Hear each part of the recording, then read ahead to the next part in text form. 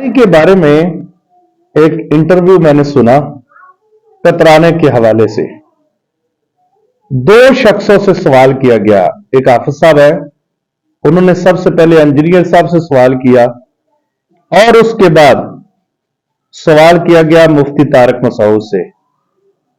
आप खुद इनकी गुफ्तगू सुने, दोनों के साथ इख्तिलाफ है, लेकिन आपको ये वीडियो दिखाने का मकसद ये है कि जब एक इंजीनियर से सवाल किया जाएगा तो उसने जवाब हदीस और कुरान से नहीं देना होता, उसने मजाक करना होता है। और जब एक मुफ्ती से सवाल किया जाएगा तो वो ही जवाब देगा जिसके बारे में उसने कुरान और हदीस और फिक्र पढ़ी होगी और उसी के मुताबिक वो फतवा देगा। आप अंदाजा करें, ये वीडियो सुनने के बाद हमारे हजार इख्तिलाफ इंजीनियर साहब के साथ हैं, मुफ्ती तारिक मसूद के साथ हमारे अकायद पर इख्तिलाफ है और भी इख्तिलाफ है, लेकिन इंजीनियर को सुनने से बेहतर है कि आप किसी आलिम को सुन लें, आप किसी मुफ्ती को सुन लें।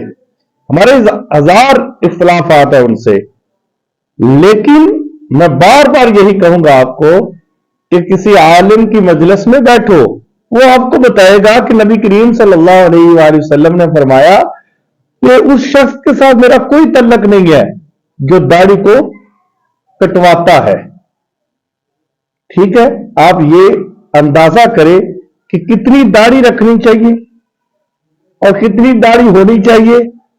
इसके बारे में ये दोनों की गुफ्तगू पहले सुने, उसके बाद आपने मिनट्स पे गुफ्तगू के बारे में जवाब देना है या सवाल करना है, तो आप जरूर सवाल करें और उसका जवाब आपको दिया जाएगा।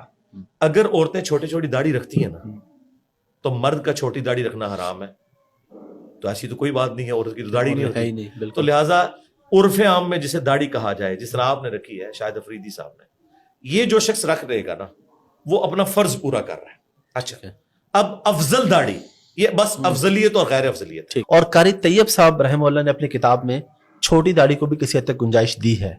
उस किताब में मैंने खुद पढ़ा है, ये मेरे वालिद साहब ने दिखाया मुझे। देखें, कोई गुंजाइश नहीं है छोटी दाढ़ी, यूं कहें कि बिल्कुल हल्क करना, बिल्कुल मूड़ने से बेहतर है कि छोटी दाढ़ी रख ले, इस हवाले से तो फर्क कहेंगे। लेकिन जो हदीस में ऑर्डर है, हुक्म आया है, वो एफ़ाउल लिहा का है। किसी भी कोई एक हदीस भी ऐसी नहीं है जिसमें दाढ़ी रखने का हुक्म हो। ठीक है, हर हदीस में एफ़ा।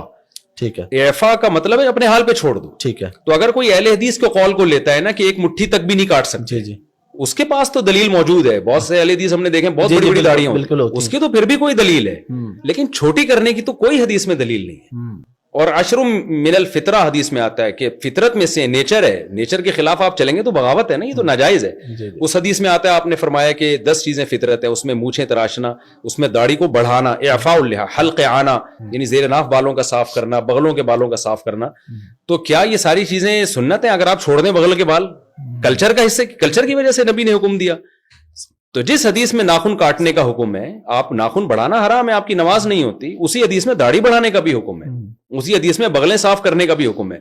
ये दाढ़ियों पे आके ये लोग अटक जाते हैं कि छोटी करना जायज है, बगलों पे आगे नहीं अटकते।